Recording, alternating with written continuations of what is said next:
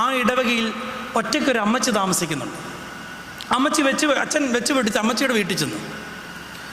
അമ്മച്ചിക്ക് അച്ഛനെ കണ്ടപ്പോൾ വെപ്രാളം. വികാരി അച്ഛൻ പെട്ടെന്ന് വീട്ടിലോട്ട് കയറി വന്നിരുന്നു. അമ്മച്ചി അടുക്കളയിൽ പോയി നോക്കി. കാരണം അമ്മച്ചിക്കൊരു നിർബന്ധമുണ്ട്, വീട്ടിൽ ആര് വൈദികർ വന്നാലും എന്തെങ്കിലും ഒന്ന് കഴിക്കാൻ കൊടുക്കണം.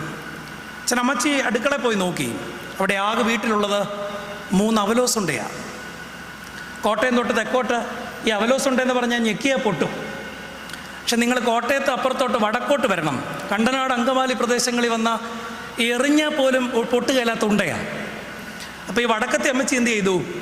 3 എറിഞ്ഞാൽ പൊട്ടുകയില്ലാത്ത അവലോസുണ്ട കൊണ്ടുവന്ന് അച്ഛൻ്റെ മുമ്പിൽ വൃത്തിയുള്ളൊരു പ്ലേറ്റ് അച്ഛൻ അമ്മച്ചി തന്നതല്ലോ എന്നോർത്ത് ഒരെണ്ണം എടുത്ത് അണയിലിട്ടു.